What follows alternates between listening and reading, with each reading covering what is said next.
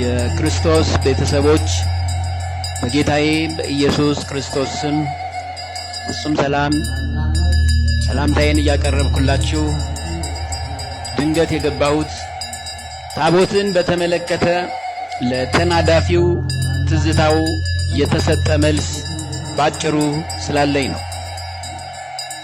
በመጀመሪያ ስለ ታቦት በመጽሐፍ ቅዱስ የተጻፉትን ጥቅሶች ቤታችሁ አረፍ ስትሉ የምታነቧቸውን ባጭሩ ካለን ጊዜ አንፃር ጠቅስላችኋለሁ። አንደኛ ኦሪት ዘጸአት ምዕራፍ 32 ከቁጥር 15 እስከ ቁጥር 20። ሁለተኛ ኦሪት ዘጸአት ምዕራፍ 34 ከቁጥር 1 እስከ ቁጥር 5።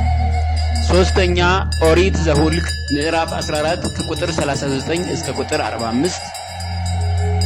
አራተኛ ሁለተኛ ሳሙኤል ምዕራፍ 6 ከቁጥር 1 እስከ ቁጥር 8። አምስተኛ አንደኛ ነገሥት ምዕራፍ 8 ከቁጥር 9 እስከ ቁጥር 11። ስድስተኛ መዝሙረ ዳዊት 131 በቅንፍ 132 ከቁጥር 8 እስከ ቁጥር 9። ሰባተኛ ዕብራውያን ምዕራፍ 9 ቁጥር 2 እስከ ቁጥር 5። ስምንተኛ ሁለተኛ ቆሮንቶስ ምዕራፍ 6 ቁጥር 16። ዘጠነኛ የዮሐንስ ራእይ ምዕራፍ 11 ቁጥር 19ን እቤታችሁ አረፍ ስትሉ ተመልከቱት። የእግዚአብሔር ቤተሰቦች አስቀድመን ማወቅ ያለብን ታቦት የማን ነው? ታቦት የእግዚአብሔር ነው። የእግዚአብሔር ማደሪያ ነው። ይህንን መጽሐፈ ኢያሱ ወልደ ነዌ ምዕራፍ 6 ቁጥር 6 ላይ እንዲህ ይላል። የነዌም ልጅ ኢያሱ ካህናቱን ጠርቶ የቃል ኪዳኑን ታቦትን ተሸከሙ።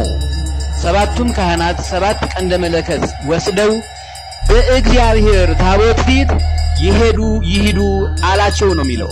በማን ፊት? በእግዚአብሔር ታቦት ፊት። ታቦት የማን ነው? የእግዚአብሔር ነው። አሁንም መጽሐፈ ኢያሱ ወልደ ነዌ እዛው ምዕራፍ 6 ቁጥር 12 ላይ ኢያሱም ማለዳ ተነሳ፣ ካህናቱም የእግዚአብሔርን ታቦት ተሸከሙ ነው የሚለው። አሁን ታቦት የማን ነው? የእግዚአብሔር ነው። ግን ተናዳፊው ትዝታው እንጨት እያመጡ ወደዛ ወደዚህ እያደረጉ ጨርቅ አለብሰው ብሎ በመናቅና በማናናቅ ያው የሚናደፍ ማን ነው? እባብ ነው። እንደ እባብ ተናዳፊ ሆኖ ለአውሬው ጉዳይ አስፈጻሚነት መንፈሱን በስነ ስርዓት ገልጾልናል። ሌላው ሁለተኛ ቆሮንቶስ ምዕራፍ 6 ቁጥር 16 ላይ የእግዚአብሔር ታቦትንስ በጣዖት ቤት የሚያኖር ማን ነው ነው ያለው። በእርግጥ ይህንን በሌሎች ቤተ እምነት እነ ትዝታው አሁን የሚከተሉበት የመጽሐፍ ቅዱስ ጥቅስ መጽሐፍ ቅዱስን ራሱ የእግዚአብሔር ቤተ መቅደስ ብለው ቀይረውታል። አዲስ ኪዳን ታቦት ከተጠቀሰ ለምን ታቦትን ትንቃላችሁ? ለምን ታቦትን ታዋርዳላችሁ? የእግዚአብሔር ማደሪያ ከሆነ ለምን አትቀበሉም? የሚል ማስረጃ ኦርቶዶክሳውያኑ ሲያቀርቡ መልስ እንዳያጡ መቅደስ ብለው ቀየሩት። በጣም የሚያሳፍር ተግባር ነው። ሁለተኛ ቆሮንቶስ ምዕራፍ 6 ቁጥር 16 ላይ ታቦት የእግዚአብሔር ነው። ታቦት ማለት ምን ማለት ነው? ታቦት ማለት ማደሪያ፣ መታያ፣ መገለጫ ማለት ነው። ባጭሩ ታቦት ማለት እግዚአብሔር የሚያድርበት፣ እግዚአብሔር የሚታይበት፣ እግዚአብሔር የሚገለጽበት ማለት ነው። ተናዳፊው ትዝታው ግን ጣዖት ነው ብሏል። ጣዖት አይደለም። ይልቅስ የምትናገረውን አላወቅም እንጂ እግዚአብሔርን እየተሳደብክ ነው። እንዲህ አላስተማረንም እግዚአብሔር። በሊቀ ነቢያት ቅዱስ ሙሴ ዘመን የታቦት ስም መጠሪያ የእግዚአብሔር የቃል ኪዳኑ ታቦት ተብሎ ነበር የሚጠራ። በነቢየ እግዚአብሔር ቅዱስ ዳዊት ዘመን ደግሞ ታቦተ ጽዮን ተብላ ተጠርታለች። ተናዳፊው ትዝታው ስለ ታቦት ጣውላ እንጨት አምጥተው የሆነ ጨርቅ አለበሰው ጣዖቱን ታቦት ነው ይሉናል በማለት ደጋፊዎቹን ለማስደሰት የእግዚአብሔር ታቦትን ጣዖት ነው ሲል የክፋት መርዙን እየረጨ ያለ ፍርሃት በድፍረት ይሳደባል፣ ያላግጣልም። ግድ የለም። የታቦት አሰራርን በተመለከተ በዘመናችን ያሉ ታቦታት የሚሰሩት ልዑል እግዚአብሔር የሊቀ ነቢያት ቅዱስ ሙሴ ታቦትን እንዲህ አድርገህ እንጨት ቀርጸህ ሥራ ባለው መሰረት ሳይጨመርባቸው ነው የሚቀረጹት። በመጀመሪያ በጽላቱ ላይ 10ቱ ትእዛዛት ነው የሚጻፍበት። በታቦታቱ ላይ እነዚህ ምስሎችና ስሞች ይጻፉባቸዋል፣ ይቀረጽባቸዋል። እነርሱም አልፋ ወኦ ቤጣ የውጣ የተባሉት የእግዚአብሔር ሕቡ ስሞች ይጻፍባቸዋል። እነዚህ ፊደላት 10 ናቸው። በ10ቱ ትእዛዛት ሕግ ቁጥር ነው የተጻፉት። ከበላዩ ስዕለ ሥላሴ በመቀጠል ምስለ ፍቁር ወልዳ ቅዱስ ዮሐንስ ፍቁር እግዚ እንዲሁም መቅደሱ የተሰራለት ጻድቅም ሆነ ሰማዕት መላእክም ሆነ ሐዋርያ ስዕላቱ ይቀረጻሉ፣ ስማቸውም ይጻፍበታል። በመጨረሻም በኤጲስቆጶሳት እጅ ተባርኮና ሜሮን ተቀብቶ በመንበሩ ይሰየማል ማለት ነው። የታቦት አሰራርና መሰራረት ባጭሩ ይህን ይመስላል። ይህም የምድር ላይ ሥርዓት ለሰማያዊ ሥርዓት እማሬ ወይም ማሳያ ምስክር እንደመሆኑ መጠን እንደ ስልጣን ተዋረዳቸው ቅድስት ሥላሴ መድኃኔ ዓለም እመቤታችን ቅድስት ድንግል ማርያም ታቦት ይቀረጽላቸዋል። ከቅዱሳን መላእክትም ሊቃነ መላእክት ቅዱስ ሚካኤል ሊቀ መላእክት፣ ቅዱስ ገብርኤል ሊቀ መላእክት፣ ቅዱስ ሩፋኤል ወዘተ ታቦት ይቀረጽላቸዋል። ከጻድቃን ጻድቁ አባታችን አቡነ ተክለ ሃይማኖት፣ ጻድቁ አቡነ ገብረ መንፈስ ቅዱስ፣ ጻድቁ አቡነ አረጋዊ ወዘተ ታቦት ይቀረጽላቸዋል። ከሰማዕታት ቀዳሜ ሰማዕት ቅዱስ እስጢፋኖስ፣ ሰማዕቱ ቅዱስ ጊዮርጊስ፣ ሰማዕቱ ቅዱስ መርቆሬዎስ ወዘተ ታቦት ይቀረጽላቸዋል።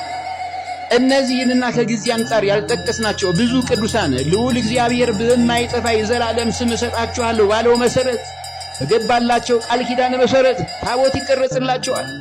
ይህንንም መዝሙረ ዳዊት ምዕራፍ 111 በቅንፍ 112 ቁጥር 6 ላይ እንዲህ ይላል፣ የጻድቅ መታሰቢያ ለዘላለም ይኖራል። ይህ ለዘላለም የሚኖረው መታሰቢያ ምንድን ነው? እኔውስ ነብዩ ኢሳይያስ ይህንን እንዲህ አለው። ትንቢተ ኢሳይያስ ምዕራፍ 56 ከቁጥር 5 እስከ 7 እንየው። በቤቴና በቅጥሬ ውስጥ ከወንዶችና ከሴቶች ልጆች ይልቅ የሚበልጥ መታሰቢያና ስም እሰጣችኋለሁ፣ የማይጠፋ የዘላለም ስም እሰጣችኋለሁ። ያገለግሉት ዘንድ የእግዚአብሔርንም ስም ይወድዱ ዘንድ ባሪያዎቹም ይሆኑ ዘንድ ወደ እግዚአብሔር የሚጠጉትን መጻፈኞች እንዳያረክሱት ሰንበትን የሚጠብቁትን ቃል ኪዳኔንም የሚይዙትን ሁሉ ወደ ተቀደሰ ተራራ ያመጣቸዋለሁ አለ። የተቀደሰው ተራራ ቅድስት ቤተ ክርስቲያን ናት። በጸሎት ቤት ደስ አሰኛቸዋለሁ። ቤቴ ለአሕዛብ ሁሉ የሚሆን የጸሎት ቤት ይባላልና የሚቃጠለውን በመሠዊያዬ ላይ እቀበላለሁ አለ። ስማቸው ተጠርቶ ማለት እግዚአብሔር የገባላቸው ቃል ኪዳን ለዘላለም አይጠፋም። ለዚህ ነው ታቦት በዚህ መልኩ የሚቀረጽላቸው። ተናዳፊው ትዝታው ግን ስለ ታቦት ከተራ እንጨት እንደተሰራ ተናግሯል። በመጀመሪያ ደረጃ የሕግ ባለሙያዎች ይህንን ሕግ ተጠቅሶ በስነ ስርዓት ሐግ ባይ ያስፈልገዋል። በዚህ ልክ የሌሎች ቤተ እምነትንና ኦርቶዶክሳውያኑን የሚያጋጭ መርዝ እየረጨ ስለሆነ ሐግ ባይ ያስፈልገዋል። በተቀረ ግን እግዚአብሔር በራሱ ፍርድ ስላለው ይሰጠዋል፣ ምሱን ይሰጠዋል፣ ችግር የለውም። እግዚአብሔር ሲቆጣ አጩሜ አይቆርጥም ያደርገናል እንጂ ንግግር እንዳይጥም ነውና አሁን ንግግሩ አልጣምም፣ የእናት ጡት ነካሽ ብየዋለሁ። ትላንት ከትላንት ወዲያ ያሳደገችውን ቤተ ክርስቲያን በዚህ ልክ ማዋረድ በራሱ ንቀት ነው። ግን ፍርዱን እግዚአብሔር ይሰጣል። በጣም ያላግጣል፣ በጣም ያሾፋል። ለእነዚህ አይነት ሰዎች ግን በመጽሐፈ ምሳሌ ምዕራፍ 1 ከቁጥር 22 እስከ 26 ላይ እንዲህ ተጠቅሶላቸዋል። እናንተ አላዋቂዎች እስከ መቼ አላዋቂነትን ትወድዳላችሁ? ፌዘኞችም ፌዝን ይፈቅዳሉ፣ ሰነፎችም ዕውቀትን ይጠላሉ። ወደ ዘለፋዬ ተመለሱ፣ እነሆ መንፈሴን አፈስላችኋለሁ፣ ቃሌን አስተምራችኋለሁ። በጠራው ጊዜ ግን እምቢ ስላላችሁ፣ እጄን በዘረጋው ጊዜ ማንም ስላላስተዋለ፣ ምክሬን ሁሉ ግን ቸል ስላላችሁ፣ ዘለፋዬንም ስላልፈቀዳችሁ፣ እኔም ስለዚህ በጥፋታችሁ እስቃለሁ፣ እንደ ሳክብኝ እስቅባለሁ። ጥፋታችሁም በመጣ ጊዜ አላግጥባችኋለሁ ነው ያለው። ይሄ ዕጣ እንዳይደርስህ በእግዚአብሔር ቃል ብትችል አታሹፍ። ሌላው በጣም የሚገርመኝ ሰው ያመነውን እምነት መናቅ በራሱ ብዙ ሚሊዮን የሚከተለውን ሕዝብ ለቁጣ ማስነሳት ይሆናልና ይህንን ቅድስት ቤተ ክርስቲያንን የበላይ ጠባቂዎች ትኩረት ተሰጥቶት ሐግ ባይ ያስፈልገዋል። ከዚህ ውጭ ግን መጽሐፍ ቅዱስን ጠቅሶ በትህትና መማማር ይቻላል። ወደ ጠብ ወደ ረብሻ ውስጥ አይገባም። ይህ ተናዳፊ መርዝ የሐሳዊ መሲህ ተላላኪ በሚልም እናገርለታለሁ። እንዲህ አላስተማረችንም። ከሌሎች ቤተ እምነቶች ጋር በፍቅርና በሰላም መኖር ሲቻል መርዙን እየረጨ ስለሆነ ሐግ ባይ ያስፈልገዋል። ለሁሉም እግዚአብሔር ልብ ይስጠን። አሜን። ለሁላችንም ልብ ይስጠን፣ በእምነታችን ያጽናን። ሰላም ቆዩኝ።